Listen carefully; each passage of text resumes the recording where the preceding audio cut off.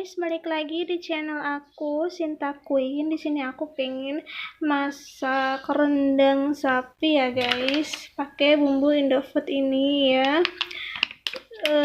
Bumbunya sederhana banget ya guys. Pertama kita siapkan setengah kilogram daging sapi yang sudah ditaburi jeruk nipis ya guys. Ini fungsinya agar tidak bau amis.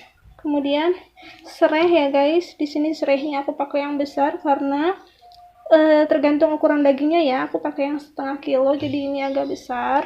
Kemudian ada 5 daun salam ya, 5 lembar, 6 lembar daun jeruk,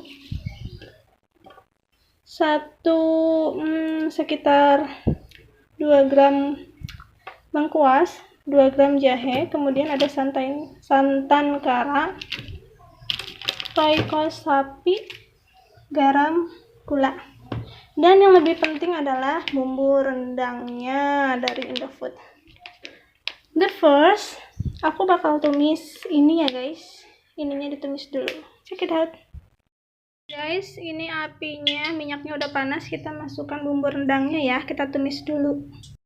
Kita tumis guys, kita aduk-aduk ya. Setelah itu kalau udah mau mateng,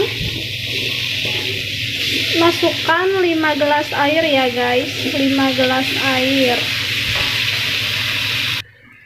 Lihat guys, tampilannya jadi seperti ini, yang sudah ditambahkan 5 gelas air. Kemudian masukkan yang tadi sudah kita sebutkan, yaitu daun salam dan teman-temannya ya, seperti serai, jahe, lengkuas, dan daun jeruk. Kita tunggu mendidih ya guys. Kalau sudah mendidih, baru kita masukkan dagingnya, daging sapinya. Udah mulai mendidih guys, kita masukkan daging sapinya ya, sedikit demi sedikit.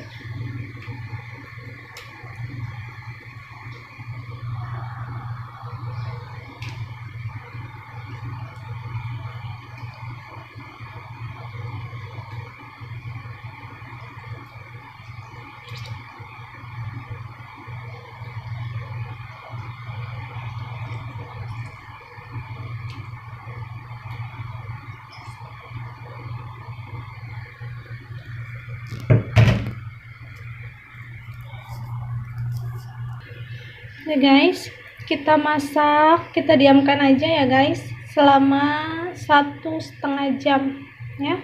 Jangan lupa pakai api kecil ya, itu yang lebih penting ya guys, api kecil. Oke, kita tunggu 1,5 jam. Guys, ini rendangnya udah mau jadi ya.